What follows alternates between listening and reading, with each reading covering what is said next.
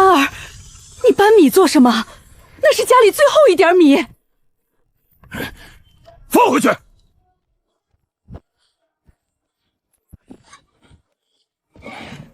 哥，你又要做酸酒？哟，傻川又折腾上酸酒了。上回一坛酒酸的连狗都躲，这回还拿米糟蹋，许家是真不过了。川儿，别闹了，家里真没米了。原主那也叫酿酒，坛不净，去发潮，米半熟，封坛还贴着封口，酸了不怪天，怪谁？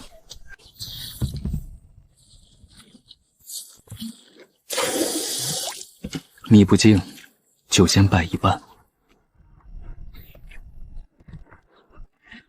我是专业酿酒的，今天就让你们看看，什么才叫酒。哥，真能成？闭嘴，看火。看见没？傻川还会使唤人了。米要透，不能烂，烂了闷，半熟不起。原主连这一步都没稳住。下个曲儿还装模作样。热了伤躯，冷不起，温不对，米再好也废。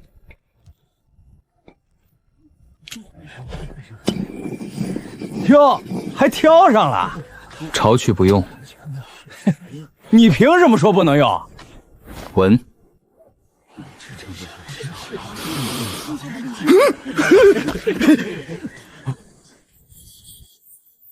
曲不在多，在匀。一处重，一处轻，最后一处甜，一处酸。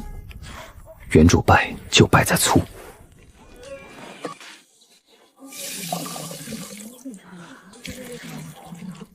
哥，为什么要留个小坑？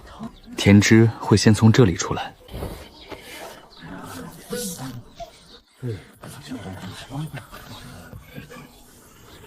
明早闻味儿，闻出酸味怎么办？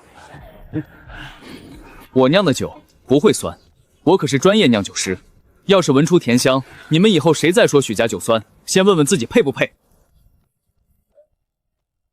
哥，酸不酸？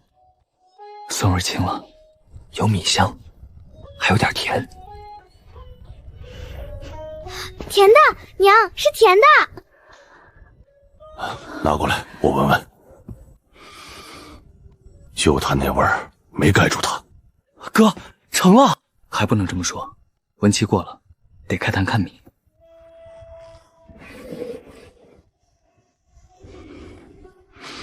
不是熟酒，可也不是酸酒。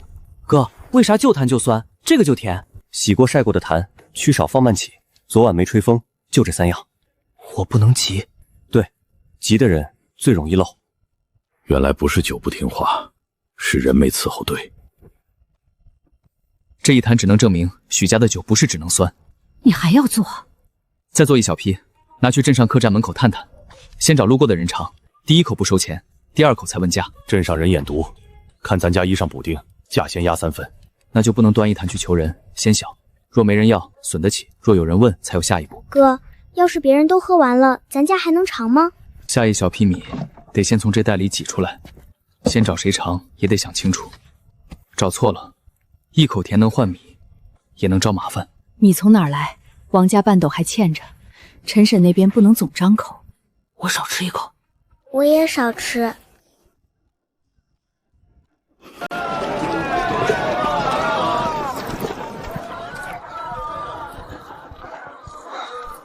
哟，村里酸酒也敢摆到这儿？白送我都要想想。上回喝了半碗村酒，胃里酸了半日。我家的不酸。这不争。清甜不酸，先尝一口，不合口不买。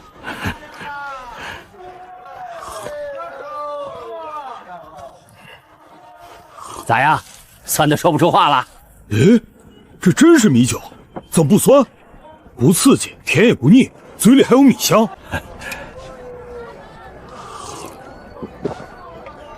小碗多少钱？先小口，不整坛。有人想喝第2口才算有路。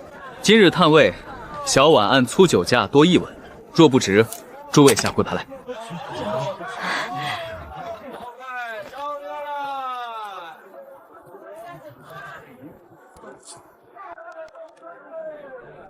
去听听哪村的。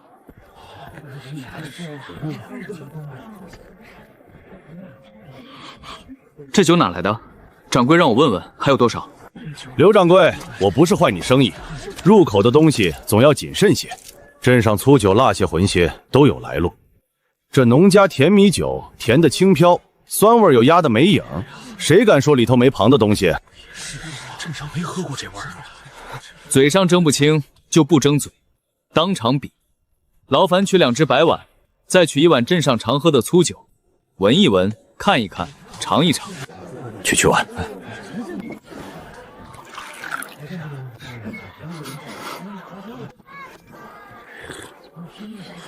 许家这碗是米香，没酸味儿，粗酒味重。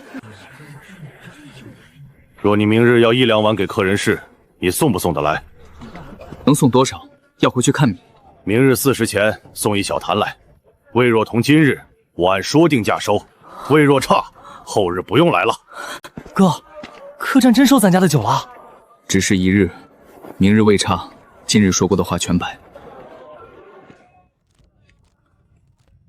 去陶溪村问问，问许家近来买过什么区，用了什么坛，谁家借过米，再问问这酒是谁教他们做的，1小坛酒值几个钱。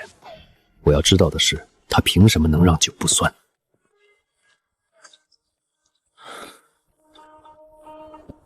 哥，客栈真收咱家的酒了，明日只送1小罐，米够。别说了，路上别乱看，钱也别摸，回村再说。哥，咱真被人盯上了。从刘掌柜点头那一刻起，就不是咱一家人在看这坛酒了。路上出事了，有人动过曲阳。这还没卖出去，就有人下手。米我来蒸。爹，米蒸透，别烂成糊。娘，坛子全拿出来，热水烫，坛口用干净布擦。杏儿，拿炭笔，找草绳，再剪2块布。红布封的是1号，麻绳2节是2号，坛身点炭点的是3号。哪坛先入，谁碰过，都记下。我记得住。我邻村过路，听说许家甜米酒好，家里老娘胃口差，买1碗成不？今日不卖散酒，明日要交客栈。那你这酒曲卖不卖？曲从哪家买的？新曲还是老曲？谁教你家做的？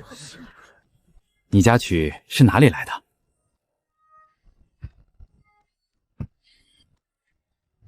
爹，手停下。有人往我家曲里掺了坏粉。小子，说话要凭证。你家自己曲坏了，怎赖旁人？好曲干爽，有良香。这错潮灰酸，搓开有土腥。他若原就在我家曲里，不会只服这一脚。从镇上回来，包袱节被人动过。刚才有人借问酒区，靠近过这张案子。方才不就他一直问曲吗？乡下地方，问个酒都问出货来。罢了，不买了。我家这酒靠的是祖上传下来的曲性，曲一坏，酒必酸。今日幸亏发现的早。祖传曲，难怪忽然能酿成。真是祖传曲。外人问，就说曲，咱自己记住：坛不净，米不透，手不净，冷热乱，先后混，一样坏酒。刘掌柜让我问一句，明日4时前酒能不能到？4时前一定送到。掌柜的话，4时前到，味儿跟今日一样才算数。哥，这坛怎么闻着不像早上的甜？哥，还能送吗？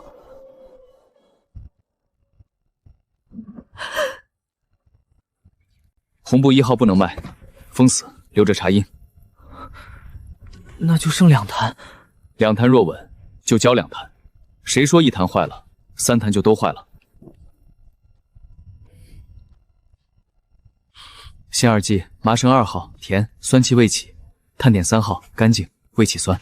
记下了。从今往后，哪坛先入，谁碰过，何时封，全部记清。酒坏不可怕，怕的是坏在哪里都不知道。陈掌柜说，乡下的酒得有懂行的人看着。谁叫你来的？哟，院里这酸气儿可不轻，昨日吹的香，今日就露馅了。坏酒若进了客人口，谁担这个责？那就开坛啊，好酒怕开。你要验可以，当着你面验。哼，痛快！先开那坛红布的。雪河，把红布1号搬出来。哥，搬。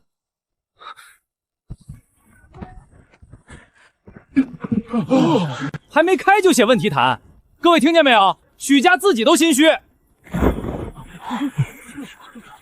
是，红布1号坏了。听见没有？他自己认了，就这也敢攻客栈？这坛坏了，我认，但不是3坛都坏。红布1号最先锋，灶后半部封布边有石印。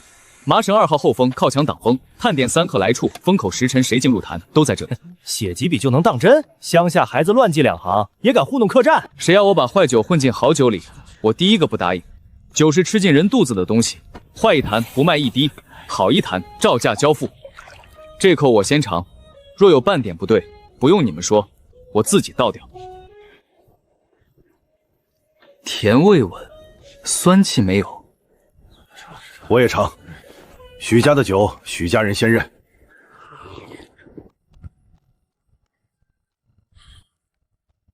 这坛比我昨夜担心的稳。这2两坛我带走。坏坛留着，别倒，查清楚。不好了，镇上客栈门口闹起来了，有人抬着病人堵在门口，说喝了许家酒，人坏了。咱酒才刚送走，他们还在路上，谁喝了？所以他们不是等人喝坏，他们是等许家酒这3个字先臭在镇上。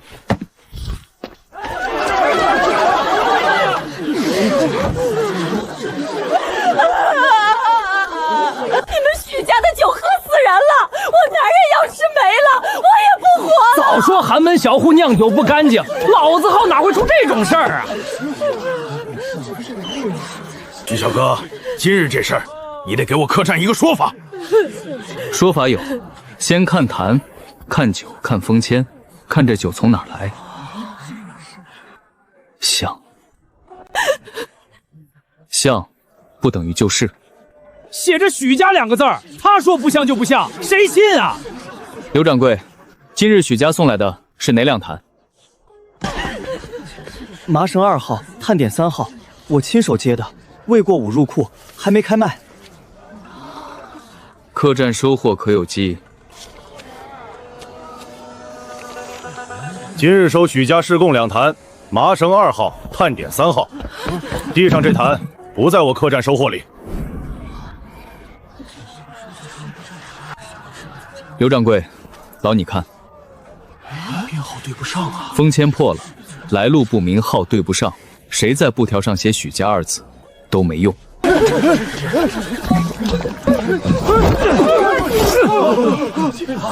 你脚都伸坛底了，还装？我瞧见了，这人方才一直喊许家酒害人，也是他往坛边挤。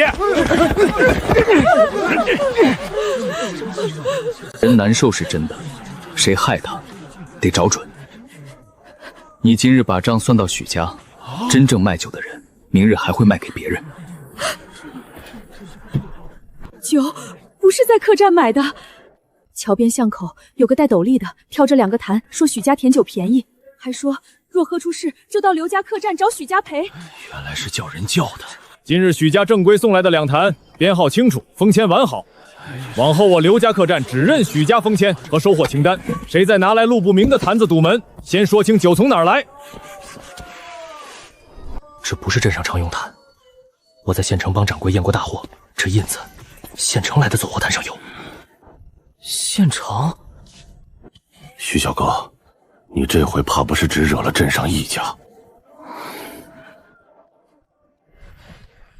能伸手到粮坛车脚的，不是镇上小酒铺。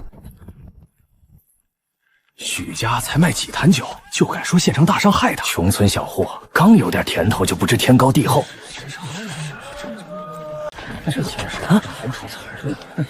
季主任，不成。他们嘴怎么这么快？有人替他们递话。周管事，许家今日不是来喊冤，是来留底。人证物证你倒背得齐，可卖酒的斗笠人没抓着，坛底印子能说明走过县城货路，不能说明是哪一家使坏。那今日的底能不能留？留可以，要我派人去县城拿人。劳烦管事写明，今日刘家客栈只收麻绳2号、探点3号2坛许家酒，其余旧坛旧钱来路不清的许家酒，许家一概不认。这话能写？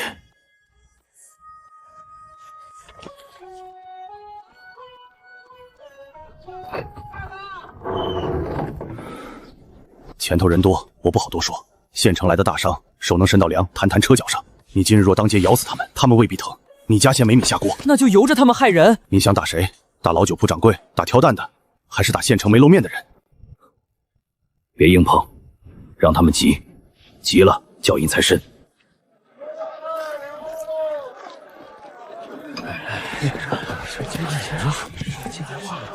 旧封签能仿，旧坛也能仿。下一批许家酒换新封条、新坛型，每坛另有记号。没新记号的不是许家酒。哥，咱真有新坛？没有，所以才要让他们先信。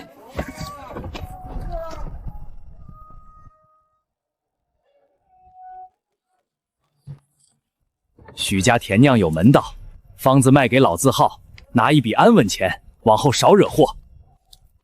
先给这些，方子写明取料、火候、封坛法子，一样别漏。一阵之后呢，就看许家懂不懂事儿了。方子不卖也行，就是往后这镇上坛儿啊、米啊、脚夫啊，许家自己看着办。劳烦带回去，许家的酒不卖方子。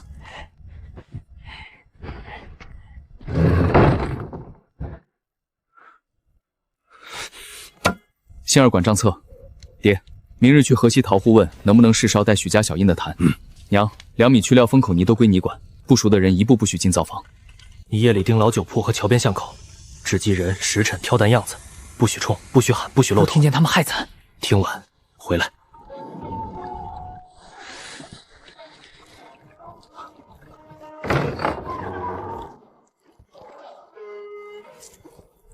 桥边那回没成，是你们手脚不干净。谁知道那许家小子还懂看封签，方子也没逼出来。嘴硬不要紧，米坏了，他还能酿什么？没米混进去，谁说得清是他自己不会酿？客栈怕出事，单子自然断。糯米已经送到村里了。谁？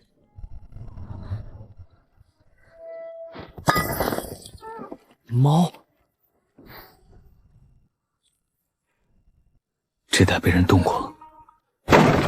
哥，我昨夜听见了，他们说那袋糯米已经送到咱们村了。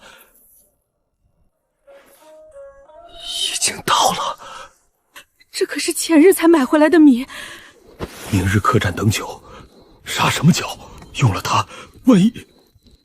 先别吵，摊开看。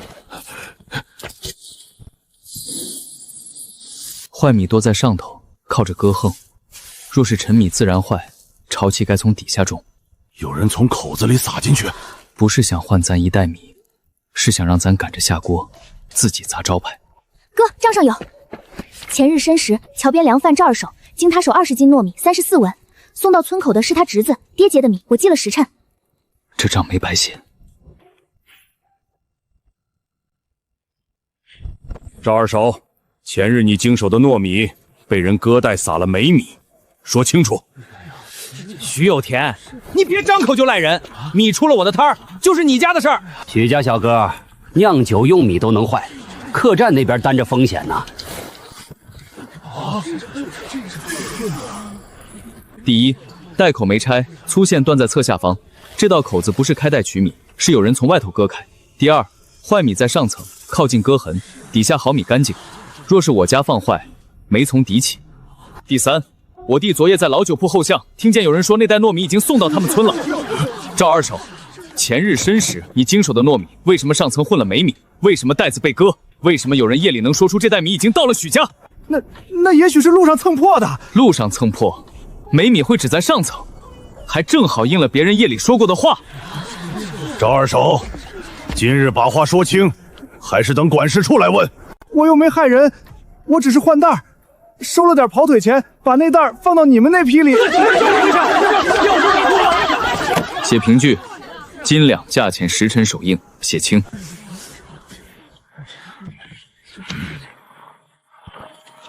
他跑了，跑不掉，凭据在这里。你先回去，盯着客栈那边。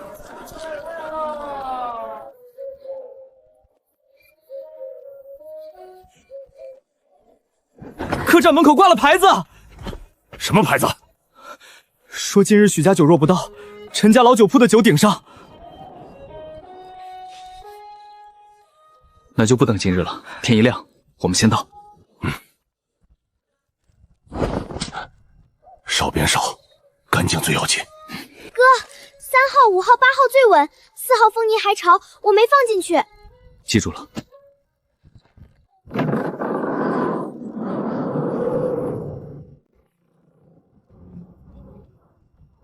等一等，轴坏了，过不得。你们不看酒，也不抢坛，只要我们等。等到客栈换了牌子，是不是？抄小路去刘家客栈，告诉刘掌柜，许家酒在路上，封签坛号都在。拿着这个，让他们看坛号。你不是去让他们信，是去让他们多等一刻。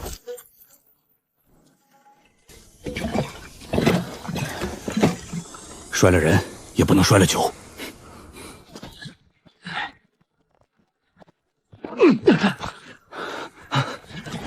掌柜的，快到时辰了。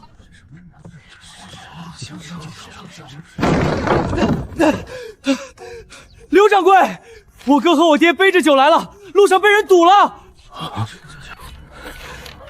空手抱薪也算到货，往后谁都能说一句在路上。我再等一刻，一刻不到便按牌子办。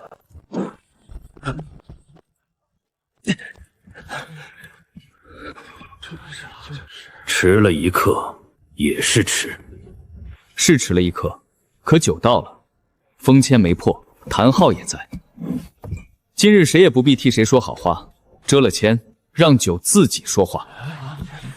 敢不敢？我陈家老酒铺卖了这么多年酒，怕一碗盲肠？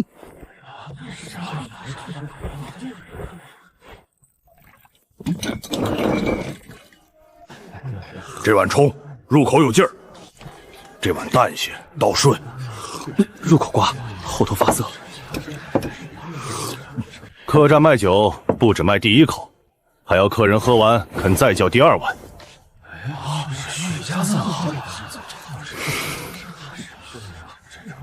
一碗酒顺口，不等于一巡酒都供得上。今日只带几坛，昨日没米，今日迟到，明日若酸了断了，谁赔你客人的骂声？许川，这话你怎么答？少是因为只认稳酒，迟是因为有人不想我到，坏的不上桌，酸的不上桌，封签不对的不上桌。你这规矩是把自家后路也堵上了。卖入口的东西，先堵的就该是糊弄人的路。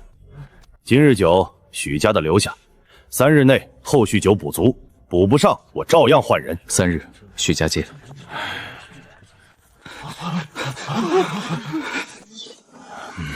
夜里砸的，带小印的那批，全碎了大半，剩下的也裂了口，装不了酒。许川，我刚给你3日，现在坛子没了，你拿什么补？酒再香，装不进坛，也就是倒回缸里的命。刘掌柜，3日补货，许家仍接。怎么接？有号有封有验法的酒才进你刘家后厨，无号无封说不清来路的，许家一坛也不送。碎成什么样？满院都是。带我去。碎片没看过，谁说这局死了？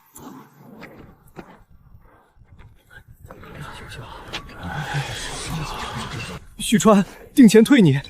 昨夜砸的是坛，下一回未必还是坛。我一家老小都在这院里。3日后要交货，你现在退钱！爹，别逼他，人家砸坛，就是想让我们逼帮过许家的人去挡棍子，逼急了，许家没多一只坛，倒先少一个肯做活的人。差点忘了告诉许小哥，镇上大半现成酒坛，我陈家铺子今早已经买下，买卖场上谁出钱，货归谁。小户做生意，靠的是别人肯让你活。陈掌柜舍得花钱是好事，镇上县城坛归你，我不抢。不抢，你拿什么装？陶溪村谁家有旧坛，口沿没崩、内壁洗得净的，送来修口。谁会烧普通小坛，丑些也成，只要不渗不臭也收。会编蓝的编9蓝，工钱按件算，当日先结一部分。几文钱就把自己往坑里送。村边旧窑还能用，荒了半年，火陶没塌，连夜清出来，能补一批小坛。我编蓝，先编10个。我挑坛，我腿快。老程说：“你不捎带印坛，许家不怪。若愿意帮着验陶土、看口函，按活给钱。看土修口我会，不要嫌钱，活成了再说。”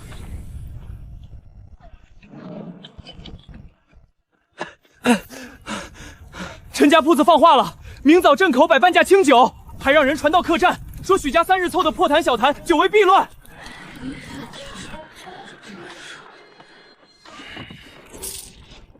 咱怎么办？跟他降价？不跟他拼清酒价，那拼什么？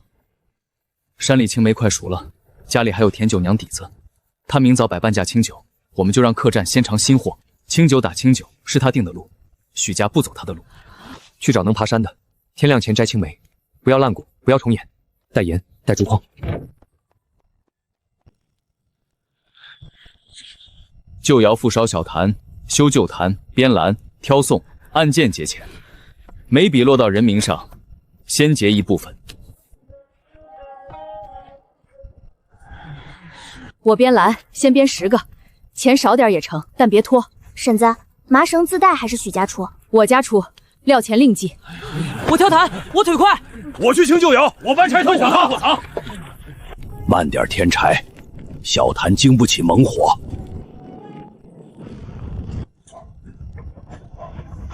去船，来。第一批快了，丑是丑，不慎就能用。不慎。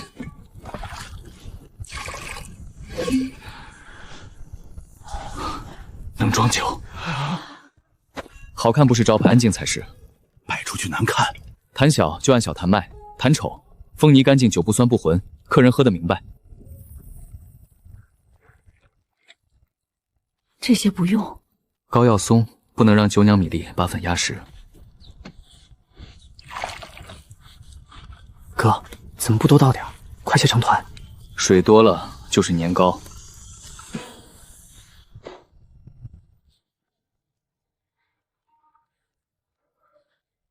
压实了，热气上不来，糕就闷。有酒酿甜味儿，还有米香。米香打底，酒酿出甜，这样就够了。哥，这个也能做引子？能，但只取清气，不取杂味。表面要干，带水入坛，味就容易乱。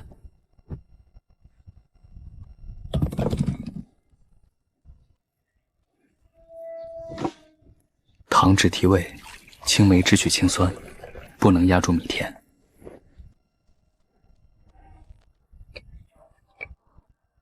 哥，这东西真能卖？能不能卖，要等他自己开口。够吗？够不够，镇口见。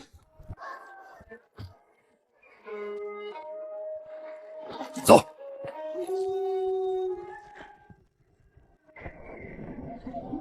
半价清酒，今日镇口先购买。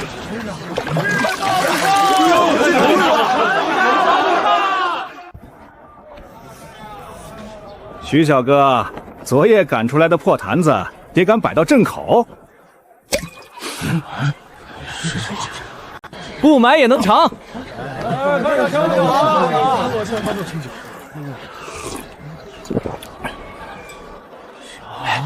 再来点儿，每人先1小杯，后头还有人。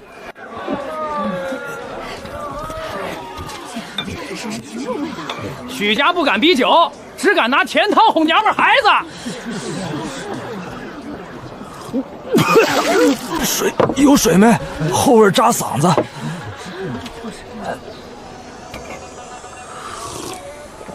这个倒不冲。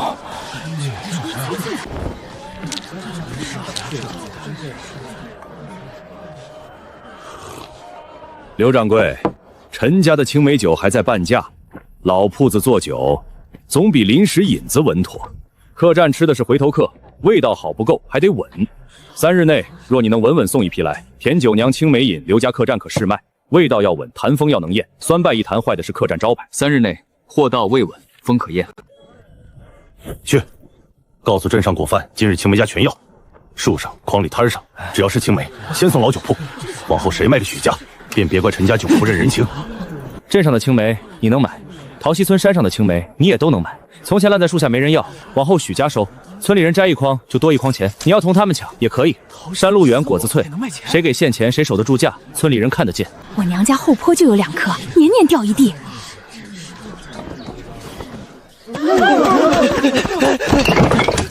栓子，你不是跟着去山里摘青梅了吗？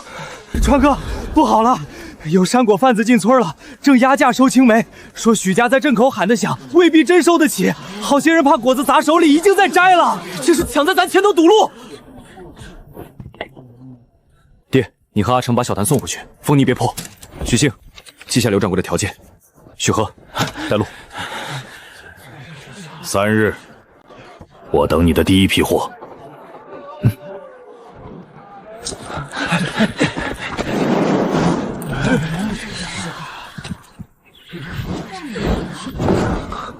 今日不卖，明日烂树下。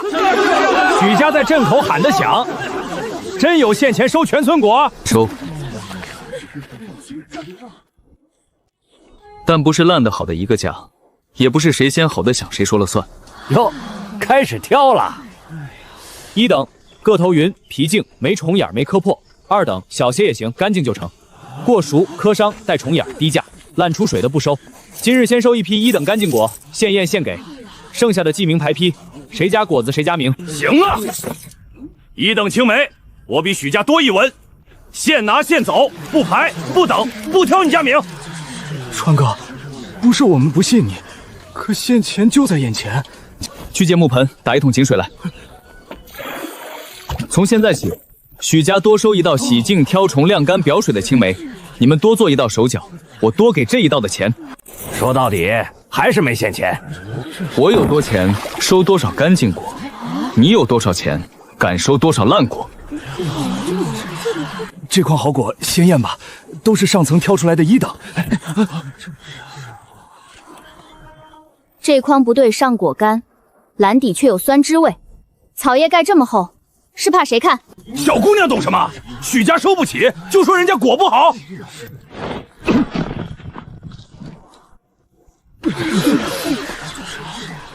看清楚，这叫1等，底下全烂了。这要是进坛，不是害人吗？这筐若进了坛，坏的不是1筐果，是许家明日送去客栈的名声，也是陶溪村以后卖果的价。规矩现在说清，分级验果，记名排批，坏果退回，故意掺坏果的，往后许家不收。洗净、挑虫、晾干、表水后再送，每一批写明来自哪家，出了坏味，找到源头。陈家老酒收走几斗好青梅了，说是明日也卖青梅酒。老酒铺也做，陈家老招牌，半价清酒都敢卖，青梅酒也能压价吧？听见没有？陈家有酒窖，有老招牌，许家还在这里洗果晾果，人家的好青梅已经进铺了。果子抢得到，不代表酒做得稳。仓促下坛，坏味比慢一步更要命。把今日第一批干净果单独记，明日带甜酒香米糕，再带青梅饮。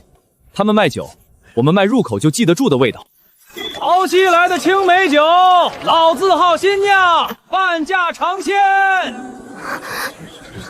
他们抢果还不够，还敢抢名头！来，名头抢得快，不等于入口稳。去客栈门口。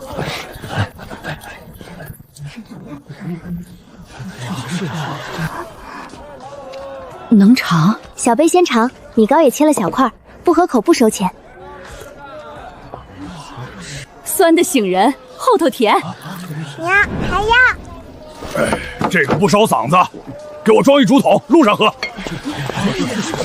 徐大郎，昨儿还说青梅酒，今儿怎么改卖孩子吃的糕了？莫不是酒酿不出来？半价青梅酒就在那边，老字号的酒不喝，花钱喝这点水。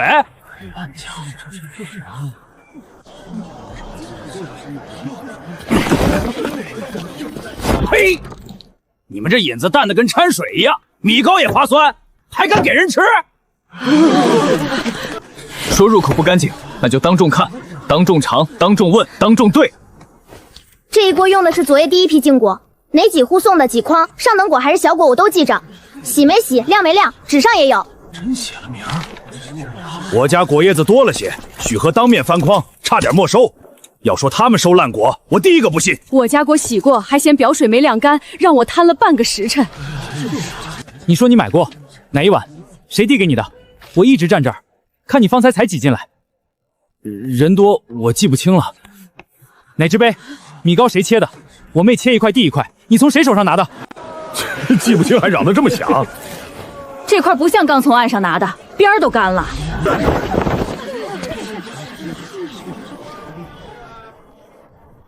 先给我一杯。客栈门口摆，半日后若客人认，我收第一批。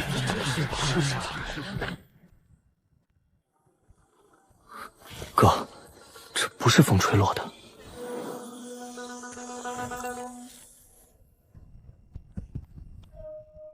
这些还没熟透，谁会现在摘？抢不走客栈，就断我们的锅。你家还收不收？哥，明早客栈要货，味儿还得跟今日一样。先别吵，能救的先救，不能入口的，谁说也不进锅。哥，先找人，这就是冲咱们来的。人会找，货先不能断。完好的入筐，明早做青梅饮，供刘家客栈。青稞的没烂进去的单放，剔伤洗净，今晚熬青梅酱。青梅酱，青梅还能熬酱？皮破了不配进青梅饮，但果肉没坏，酸味还在，熬成酱蘸拟膏配冷饮，正好做新货。发黑有味儿，女水浸进去的，不收做吃食，一颗也不收。我早说了，许家收果就是挑拣，青商果能卖几个钱？到头来还不是低价收了去。你不是陶溪村的。我走山收果的，哪村不能来？但在我陶溪坡下调伙，得把话说全。你敢不敢等一锅酱出来再说它不值钱？杏儿，回家拿小铜锅、糖、干净陶碗，把分级牌也拿来。你定筐，有人想让我们第一锅坏味儿。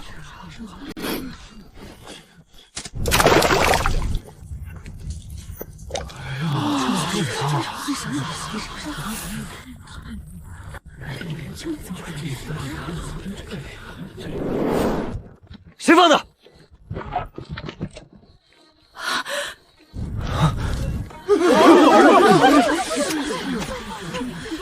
刚才这筐谁碰过？你走什么？我看热闹也犯法。你们许家熬不成酱，还想赖我？你说青商果不值钱，又往青商筐里塞烂果，你是怕它卖不上价，还是怕它卖得上价？从现在起，3筐隔开，完好果、青商果、烂坏果各有看筐的人，谁手伸错筐，谁家的果停验。混烂果者停验。外村收果的，别在这乱摸。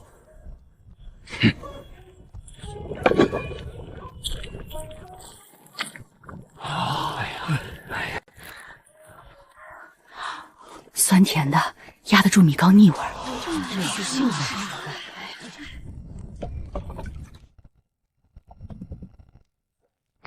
哥，明早真去镇上先卖，刘掌柜那边还等青梅饮。先送客栈，再摆镇口。我们不先把新货卖出去，明日别人就敢说是他们的。墙外有人探头，我拎棍子过去，跑了。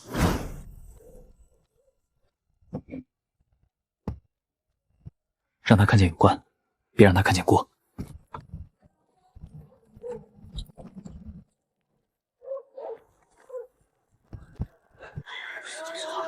你们抢钱啊！昨日还不是这个价？要就买，不要让后头人。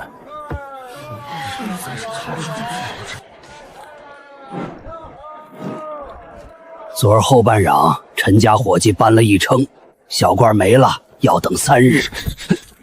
这6罐给刘掌柜，散卖不用掏钱，竹筒成小份儿，油纸包米糕。陈家青梅酱半价，比许家便宜1半。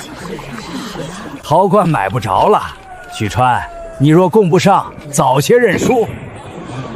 今日新鲜的，陶罐留给客栈施工，镇口现吃现卖，米糕蘸酱，竹筒小份，今日吃今日新鲜。先尝，不买也成。还想要？不看谁家，先尝。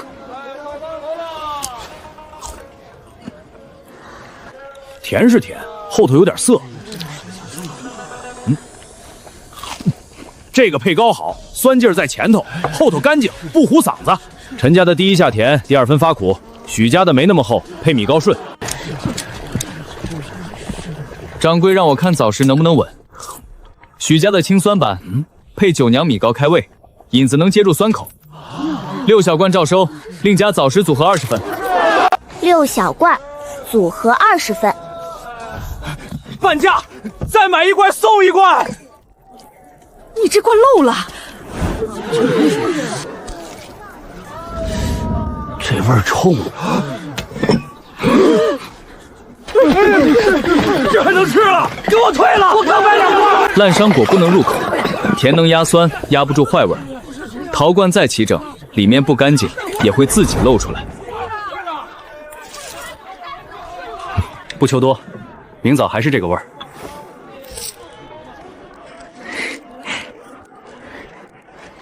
粗糖今日不散卖，要买整包另加钱。后头有没有货还得看掌柜安排。哥，按昨日的糖量，1罐卖出去，连柴火都不够。客栈20份，还要倒贴。昨日说稳，今日就变味儿。许家若真有本事，明早还照昨日的甜口送去客栈。许家不是能耐吗？没糖也卖青梅给大伙尝尝。青梅没糖，酸的倒牙。少放糖就是拿客人当傻子，照旧放糖就是赔本撑门面。糖都不散卖了，味儿还能一样？买走糖，不等于买走甜味。哥，你是说用酒酿？少用糖，你自己养出来的甜不比粗糖冲。青梅只取清酸，不让它抢甜。酒酿先滤清，米粒不混汤，酒气就不冲头。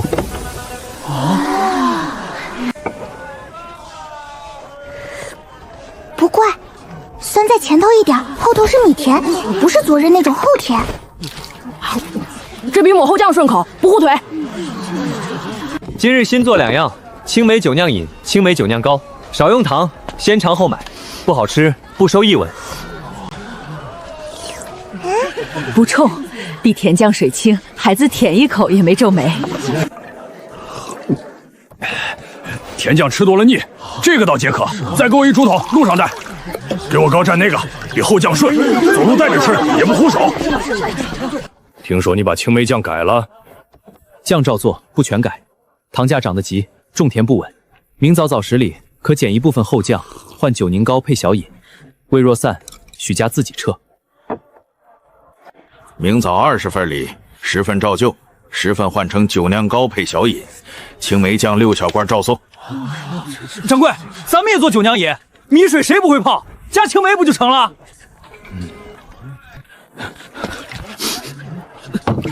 掌柜，汤不甜，反倒有生米味儿。这碗放久了一点，酸了。这米甜不是米水，照抄学不来。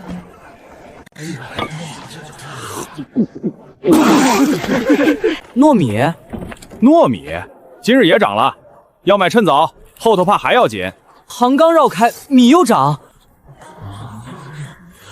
哥，米若也被人攥住，咱们一样收支。收摊后回村，糯米的根不能全扎在镇上。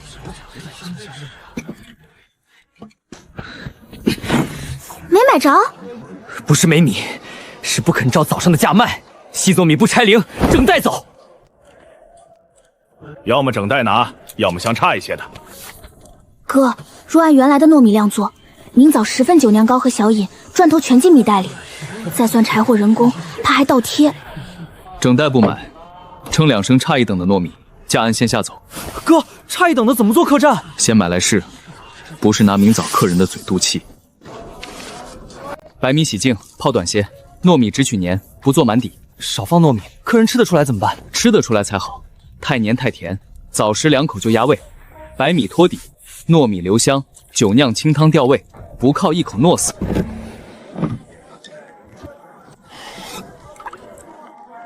又换新吃法。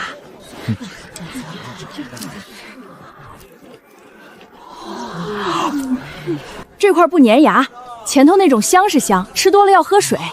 米香在底下，酸甜在上头，倒比满口糯的利索。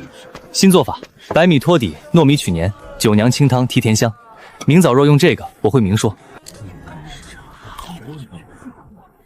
味道我认，比原先轻，早时能走，但3日内给我糯米来路。说不清，我宁愿10份照旧，也不把早时压在你家酒酿上。谁家有现成糯米，先报多少，定钱按户计，交米时按成色补齐，不拖全村下水。我家还有半斗糯米，本来留着过节包粽，若你先定一半，米新不新？晒得干不干？新米晒过2日，没潮。记你家半斗里的2棱，先定。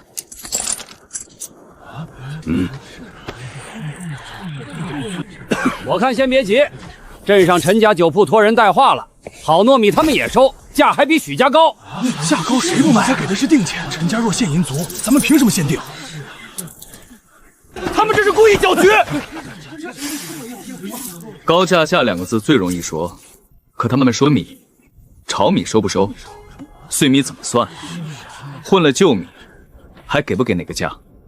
好米好价，炒米另晒，碎米降价但不压死，没米坏米一粒不收。谁愿意卖高价，也可以去问陈家同样的话，问清了再定，不迟。我家那2成不退，我认，好米好价。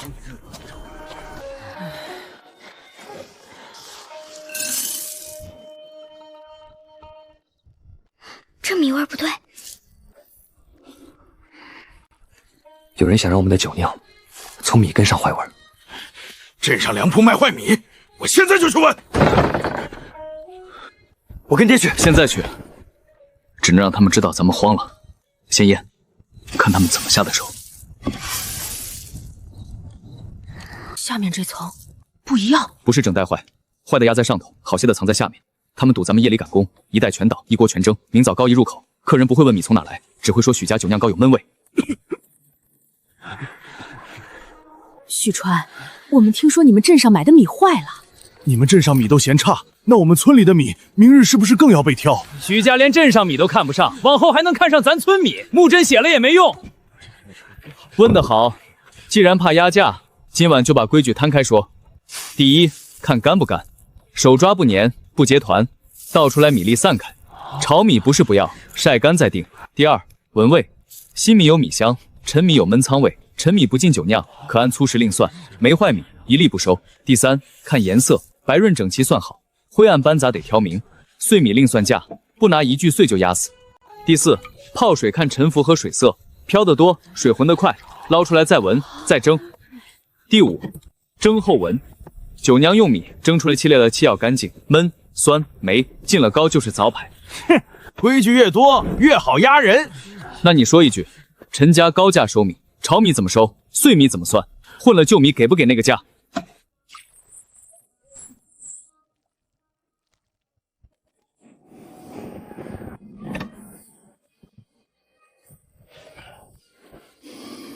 记住这个味儿，明早低一点，都不卖。我家那2零不退。筛，上层坏的，下层能用的，分给他们看。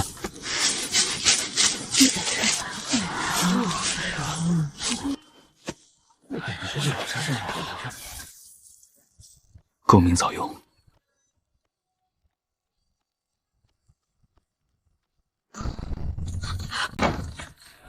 许川，刘掌柜让问一句，明早早时能不能翻1倍？大商队天亮过镇，客栈等着开饭。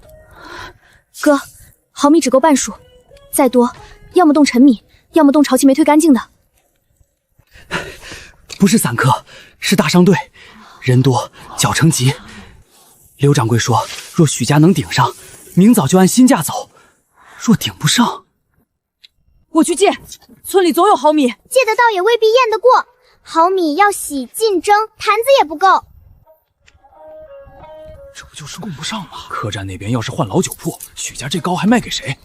川子，爹知道你不肯坏米进笼，可刘掌柜那头等着，半数人家能听。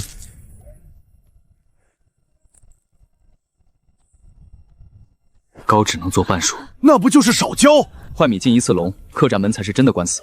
青衣哥，你回刘掌柜一句，酒酿糕许家按好米做足半数，另一半不拿坏米顶。赶路的人吃大糕容易噎，小分糕加青梅饮，清口，走路不压肚。这算接了？算接，但不是照原样硬接。不够的糕我不乱凑，砸许家的牌子，也砸客栈早食。行，今夜这活我看着。